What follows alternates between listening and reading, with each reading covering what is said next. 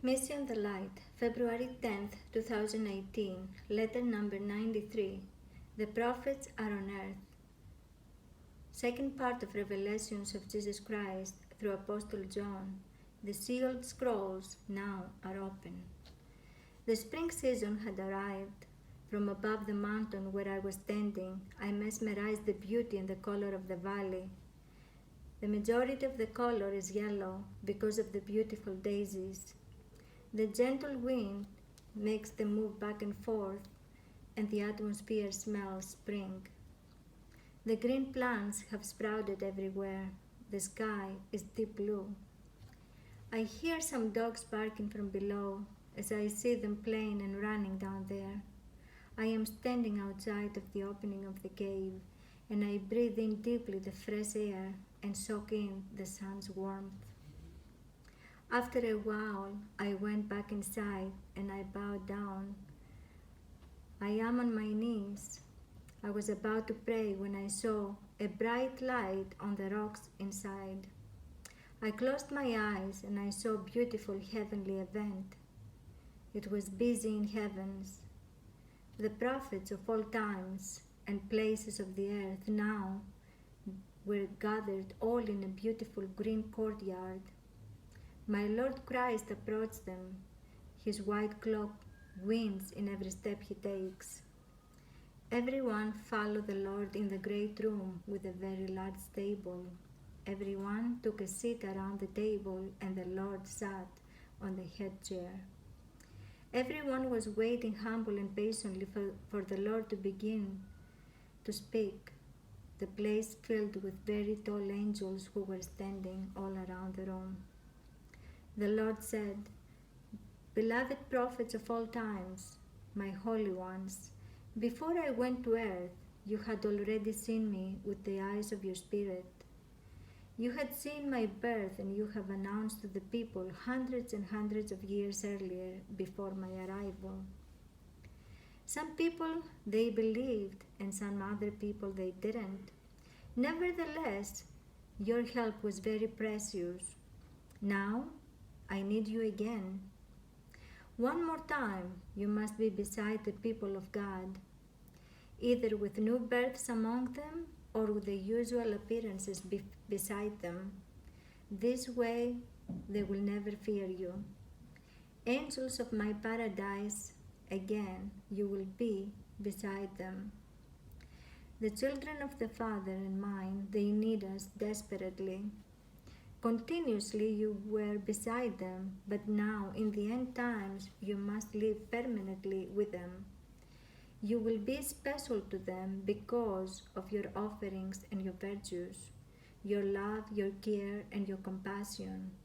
Humanity needs you. They will desperately need your help, and you must not deny it. Don't turn your backs to them. Don't leave them, no matter how tiring the matters are in their homes. They will call you angelic humans, all the ones who soul with soul recognize of who you truly are. Each of you are the ones I am sending to them. Again and again, don't I send to yourselves down to them? You must aid them. You will have new bodies and new faces, male or female bodies, it doesn't matter. There will be a time in the end of the earthly system who all together will you spread out throughout the earth to be with my children. You will strengthen them. In those critical times, my children will suffer greatly, and their pain will be unbearable to them. Their souls will be wounded deeply and heavy from the misery that is all around them. Their souls will be heavy. Right there, right there is when I need you to help them the most.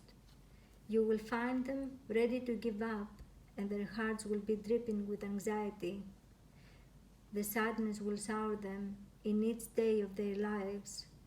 When the desperation overwhelms them, strength, support, and courage I want you to bring to their souls. Mainly, they need hope. Hope so they don't lose their faith of whatever my children are going through. In each problem of their lives, I want you to give them courage. Some of them will feel lost when their loved ones die. Some will go through poverty. Some will go through illnesses. Some will feel abandonment. Some will be orphans. Go to everyone. We are human vessels. Give them love and light. Perhaps you will born in their families as their children. Some of you will be their parents or grandparents, sons or daughters, uncles or aunts, brothers or sisters, but always relatives through blood. I will know for each of you who you truly are, because you will be the ones I had sent to them. Do not leave your places, because there is the place I have chose for you. Each one of you will be in the right place, and in the right place you must remain. I, John, witness, the prophets of my Lord agreed with a great honor. They placed their right hand on their heart, and all of them made an oath. The agreements closed. Every one of them said, "Let your will be done, my Lord." The great room filled with the aroma of the frankincense. The angels burned incense, and they glorified my Lord. The smoke was going higher in heaven. The Lord will never abandon his children. His oath becomes actions toward his beloved generation. The light of the rock dimmed in my cave. I sat on the old chair at the little old wooden table where there was spread my papyrus, and I began to write down all the things I saw and heard, all the things the Lord manifested to the little being of the earthly body, the elderly John. Hallelujah. Amen.